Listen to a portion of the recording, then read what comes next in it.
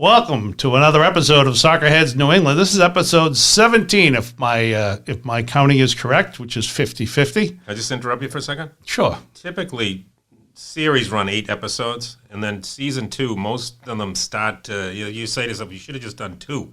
So we're at that point now where we're about to jump the shark. It's episodes, it's a big one. That's television series. We just keep getting better and better and better. Well, I'm just saying, try not to screw it up. All right? Be on your game. Season 2 of Soccerheads presents. No, we're in episode 17, and Paul, you know what the title for this one is? Title for this one is Jim's Here. Really? Because if you're say Jim's alive. Really? I know. Fat guy with COVID doesn't equal usually a good outcome. Okay, that's a good point, Paul. I owe you $10.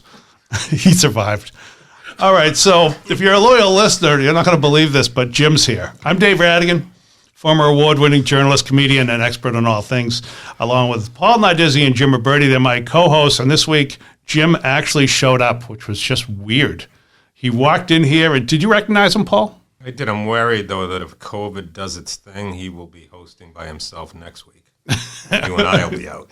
With any luck, anybody who's listening, I have licked all the microphones. I even licked our producer and the front of his house.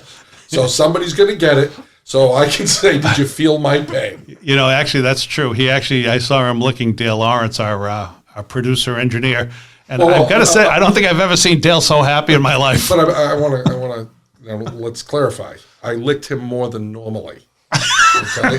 Let's not get over our skis here. It wasn't like anything. It wasn't anything like sexual. I know you're thinking that, but it was more like a giant cartoon dog looking at cartoon hunter Elmer Fudd. Yeah, just stay on that side of the table. Like a Saint Bernard. Okay. You know what this is like, having Jim here? It's like having a deadbeat dad who actually shows up on the correct date for your birthday with a present that's age appropriate. I think there's a mathematical formula to his appearances. I don't know what it is yet. I think he comes to every 6th one or something. So I don't know how 6 goes into 17. Maybe his math's off. This may be number 17 for you two. I do. We have perfect attendance, you and I. We do. We have perfect attendance, and Jim is lucky we don't take attendance. Anyway, Jim, this week, great excuse this week for Jim. Jim had COVID. Or at least he claims to have had COVID. The new, the Omicron.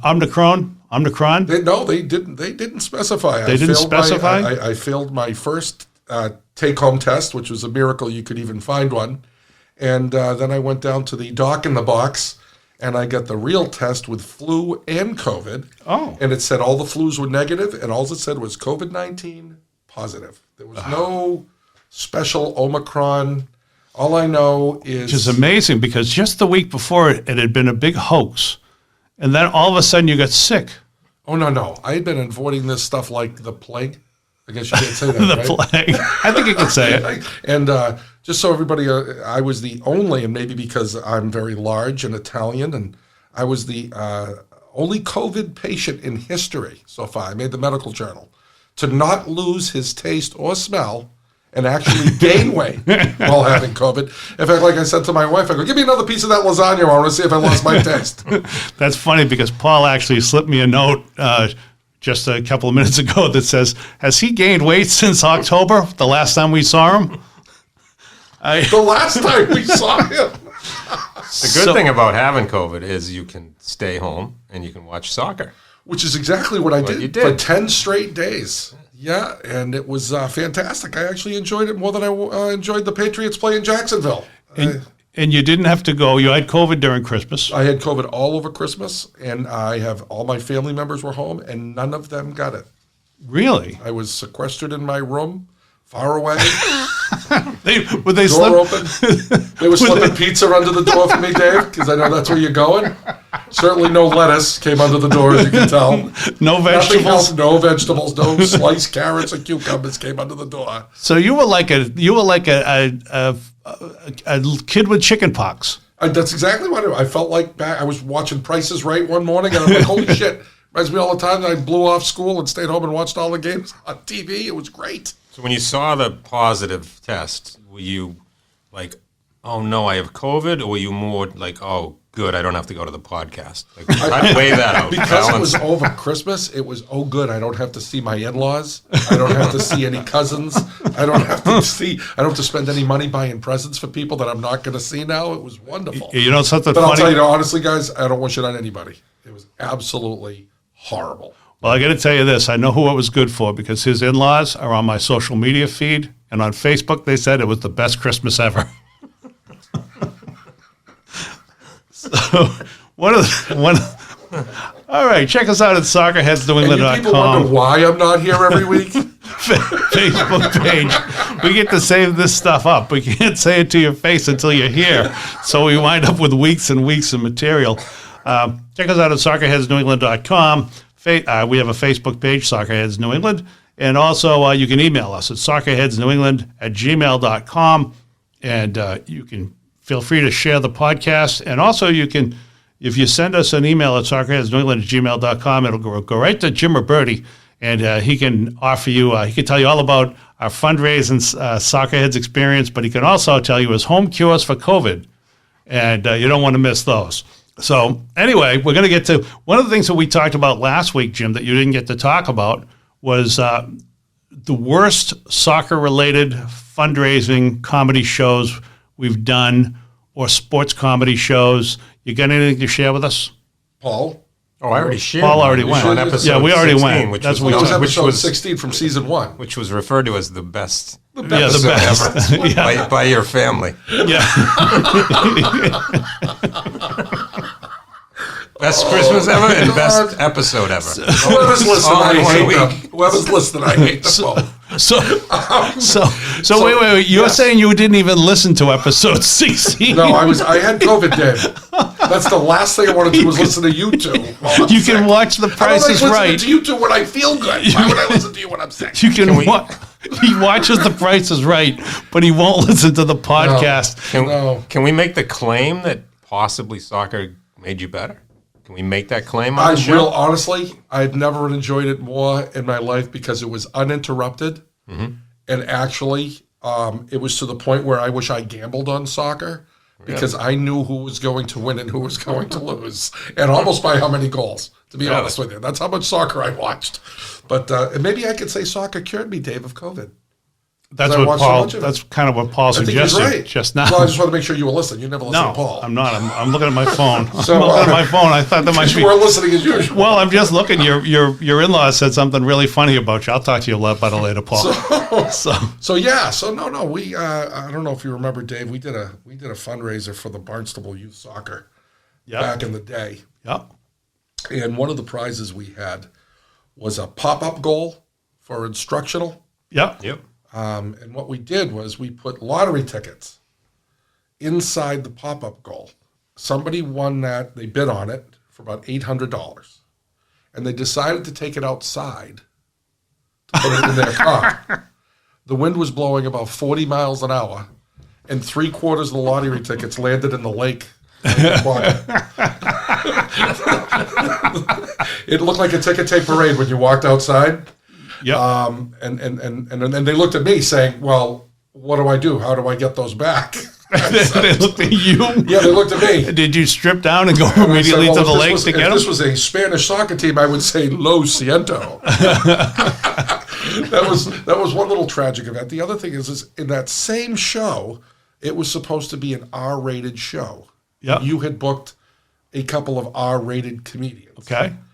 And when he got there and I was there and they started filing in, they all brought their U7 and U6 soccer players to the game. So, needless to say, I've never seen two comedians who are qualified to do an hour on stage do 5 minutes and leave me hanging there talking about my family and my children for 45 minutes. But that was but they raised a lot of money. The people who held it thought we overcame a big thing by having the kids in the audience. They understood it was a big mistake, but we raised a lot of money, and even the little kids ended up having fun at the end of the day. So People say that they're going to, are kids, do you mind if kids are at the show? My question is, are they degenerates?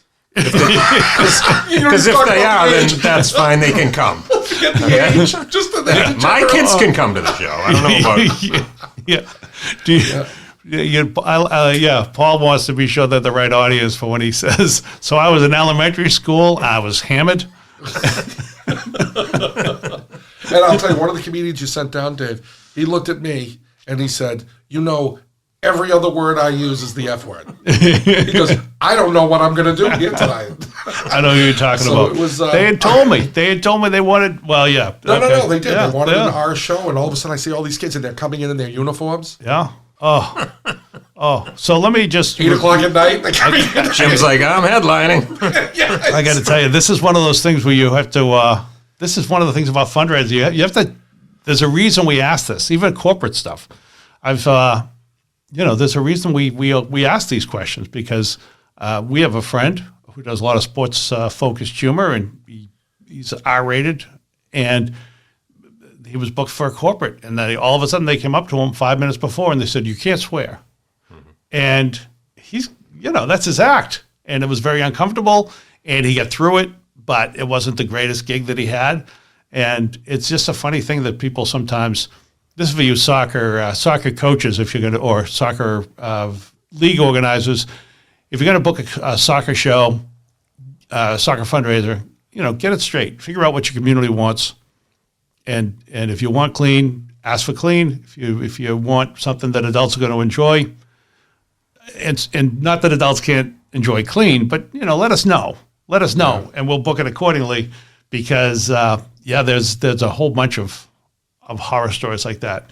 We had one that we didn't mention, and this was I've done it for sports. I've done it for other things. Paul and I did one earlier. This was not a sports one, but because of COVID, we hadn't done it for a while. People in the community had died from COVID, and they had a moment of silence before the comedy show for those who they had lost to COVID. And we're just watching it, and there's nothing a comedian wants to go on after less than a moment of silence. If you're going to do a moment of silence before the show, just be prepared for one after it. That's what. Yeah, Paul usually gets his moment of silence after one of his big jokes. Yeah. But in this case, it didn't happen. In this case, we got them. They got back on track pretty quickly, and we said, okay, that's a moment of silence, but that's not why we're here. We're here to enjoy life. And I think the other thing is when we do these fundraisers, our goal is we don't just want to make people laugh. We do. I mean, that's what we want to do. Yeah. But we want to raise a ton of money. We want to make sure that you raise a ton of money. And you're not going to raise a ton of money if you bring kids to the event, because they don't have any. Yeah. And this is what we tell them is, well, you save money on the babysitter. So you figure it this way: if you're gonna bring kids to the event, that's $20 for the kids. You're gonna pay $50 for the babysitter. So you should give $30 to the organization to make more money. And I think everybody who runs a league should say that to their parents, and then the parents will say, we'll leave our kids at home. Yeah, we'll leave our kids at home. I agree, because those kids for some reason don't have deep pockets. All right, this is the longest we've ever gone without saying it. So I just want to say, Rick Spencer. That's my next thing. I feel like my next thing. My next thing doesn't feel right. I was going to say, I think this means that we don't have to, given the fact that we've just been plugging fundraisers, we don't have to say, if you want to raise money for your organization, the Soccerheads Experience, soccerheadsnewengland at gmail.com. Send us something, and we'll send you a fascinating, fun comedy / soccer, fun soccer night. But you're right. It feels we feel empty without saying this. Can I add something with the soccer fundraisers? Yep, sure. This is but then we've got to say Rick Spencer, because if we don't, Paul's going to be very upset. This is a not funny part of this, is that we truly want to raise a ton of money for your organization. We truly want to work with you and make it as easy as possible for you to run one of these. We've done them so often that we've made so many mistakes, we're actually good at what we do now. Yeah. When it comes to running these things. And I just want to make anybody who's listening that we will work with you. We will make it easy for you. That maybe it'll just be ticket sales you'll be responsible for. But we'll do everything from soup to nuts. Help you with the venue, help you maximize what you can do to maximize making money. I just want to stick that in there. Okay. So that's good that you stuck that in there. It's funny, through that whole time when you were talking about that, Paul's leaning over to me going, who's this guy again? Who's this guy again? He's on the shows with us. All right, on to plug. Soccerheads New England is sponsored by financial advisor Rick Spencer, 978-857-7573. And I found out that Rick has something in common with Jim Paul. He doesn't listen to the podcast either. Really? After we